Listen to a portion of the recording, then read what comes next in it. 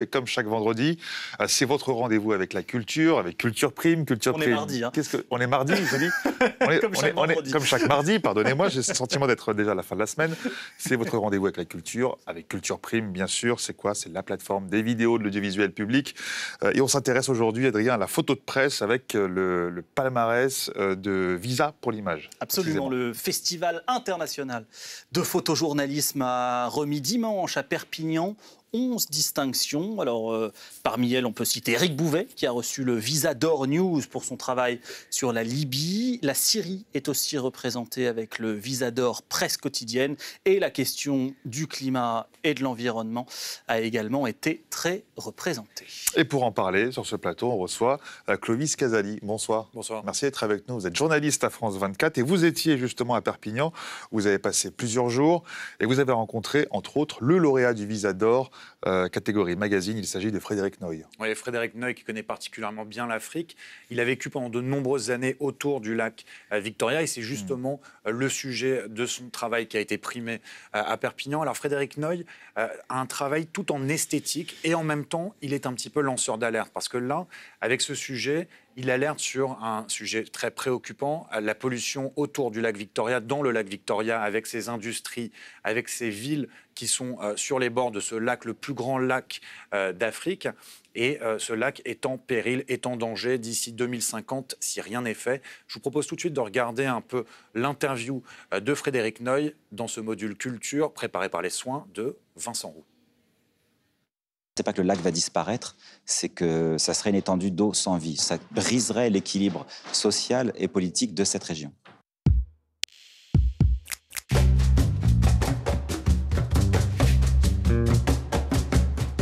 C'est le deuxième plus grand lac au monde, une mer intérieure au cœur de l'Afrique. Le lac Victoria, ce sont des paysages de cartes postales et une faune exceptionnelle, un géant que Frédéric Noy a photographié sous tous ses aspects, y compris les plus inquiétants. J'ai choisi ce lac parce que j'ai habité pendant 7 années à Kampala. Kampala qui est la capitale de l'Ouganda et qui est au bord du lac. Donc pendant 7 années, ce lac était l'horizon de ma vie, l'horizon de mon existence. Mais en fait, dans tous mes sujets, je lui tournais le dos. Et puis un beau jour, je suis tombé sur Internet sur une phrase d'un professeur Nyong'o, qui est le gouverneur de la province de Kisumu au Kenya, et qui disait que dans 50 ans, si on faisait rien, le lac allait mourir. Ça me semblait tellement incroyable que j'ai décidé de faire un sujet pour essayer de voir s'il affabulait ou s'il y avait quelque chose de vrai dans ses dires. Et hélas, le diagnostic est sans doute juste. Les menaces sont nombreuses qui pèsent sur la faune, la flore et les habitants du lac Victoria. Il est égratigné par plusieurs choses, lentement, sans que les gens qui en sont les auteurs s'en aperçoivent. La première chose, c'est la pollution. Il y a des grandes villes et des industries qui sont sur le bord du lac et qui se servent du lac comme d'une poubelle. C'est par là qu'ils vont rejeter leurs déchets. Il y a aussi tout ce qui est dû à l'agriculture. Aujourd'hui, il y a maintenant 50 millions de personnes qui dépendent du lac, alors que dans les années 30, il n'y en a que 4,6 millions. Mais ces gens, il n'y a pas que des pêcheurs. Les pêcheurs sont 200 000. Les autres vivent et notamment font l'agriculture, font des champs et mettent de l'engrais. Et à chaque fois qu'il y a des pluies, tout finit dans le lac. Et puis il y a aussi le problème de la surpêche. Le poids moyen de la perche du Nil, qui est une des principales espèces qui est pêchée, a diminué en passant de 50 kg en moyenne à 10 kg. Donc tous ces éléments, mis ensemble les uns avec les autres, lentement grignotent le lac. Et le danger, c'est qu'elles sont tellement petites que personne ne s'aperçoit que ça peut mettre en danger le lac. Un constat dramatique qui n'empêche pas des photos superbes, même devant un tas de poissons morts. Je ne différencie absolument pas, dans un reportage, la forme et le fond. Qu'est-ce qui fait que les gens s'arrêtent devant la problématique du lac? C'est qu'ils vont trouver une photo belle, ils trouvent la photo intéressante, belle, ils s'arrêtent, ils la regardent, ils vont commencer à lire la légende et à s'intéresser à ce qu'elle dit. Moi, ce qui m'intéresse plus, c'est d'essayer peut-être d'inciter le destin qui est programmé à changer.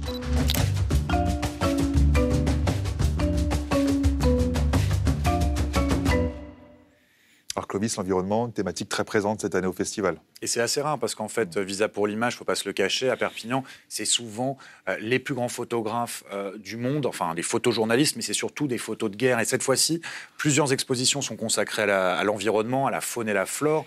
Il y a cette exposition là, il y en a d'autres, notamment de Kirsten Luce, dont on parlera peut-être tout à l'heure. En tout cas, c'était une thématique très présente et j'ai rencontré aussi beaucoup de jeunes photographes pour qui l'environnement est vraiment un sujet majeur, le sujet de demain. Alors l'environnement, le dérèglement climatique aussi, dont on parle beaucoup, évidemment, source de pénurie et de conflits. Absolument. En 2007, déjà, Ban Ki-moon, aux Nations Unies, a déclaré que la guerre au Darfour était la première guerre causée par un problème climatique, enfin, en tout cas, la conséquence du réchauffement climatique.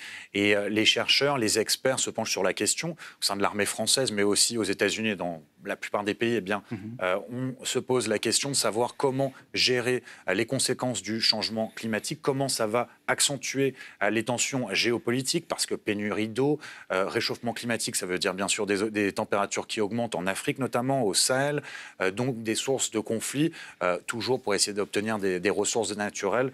Donc c'est un vrai problème. Alors Clovis, vous avez aussi rencontré une photographe américaine qui s'est intéressée au sort des animaux sauvages dans des régions touristiques. Oui, l'américaine Kirsten Luce. Alors elle vit à Brooklyn, mais elle voyage énormément. Elle voyage partout dans le monde. En général, elle s'intéresse au sujet de migration, de population. Mais là, elle a été frappée par la face cachée du tourisme de la faune. On voit ces photos d'ailleurs à l'écran. Des photos exceptionnelles. Regardez, ça c'est en Russie. La précédente était en Thaïlande. Elle s'est promenée un peu partout dans le monde pour dénoncer ce qui l'avait choqué. Et justement, je l'ai rencontrée. Je vous propose de l'écouter. Si vous regardez la Thaïlande et sa région, la plupart des touristes pensent que c'est incontournable d'être à côté d'animaux sauvages. Je suis vraiment impressionnée par l'accueil reçu par mon travail. Il n'est pas de nature politique, donc les gens sont dans l'émotion et ils me posent des questions. Beaucoup sont eux-mêmes des voyageurs qui ont prévu de visiter ces lieux. Ils veulent être sûrs qu'ils iront dans des endroits qui traitent bien les animaux. Alors Clovis, nécessairement, j'ai une question. Est-ce que l'impact du tourisme sur la faune, sur la flore des zones touristiques, vous l'avez constaté par vous-même? Alors moi, j'étais correspondant en Asie du Sud-Est pendant 2 ans et demi pour France 24. Et j'étais basé à Bangkok. Et c'est vrai qu'on voit moins d'animaux enchaînés à Bangkok, parce qu'il y a quelques années, on voyait encore des éléphants dans les rues, à Silom, par exemple, en plein cœur de Bangkok. On le voit moins. Mais quand on va autour, par exemple, sur les îles de Koh Lanta ou sur d'autres lieux, à Chiang Mai, par exemple, dans le nord, on voit des éléphants, des animaux qui ont été brimés, qui ont été maltraités, parce qu'il faut savoir que ces animaux, pour être au contact de touristes sans danger, eh bien, ils sont véritablement traumatisés dès l'enfance, frappés, humiliés. Et en Thaïlande, il y a notamment maintenant des sanctuaires, des hôpitaux pour les éléphants qui font en sorte de récupérer ces éléphants, de leur donner les soins nécessaires et de tout faire pour qu'ils puissent reprendre, si on peut dire, une vie normale. Alors le visa pour l'image, c'est jusqu'au 15 septembre à Perpignan. Merci beaucoup Clovis Casali d'avoir été avec nous de France 24. Dans Culture Prime, bien sûr, comme chaque mardi, dans le 17-20 de France Info.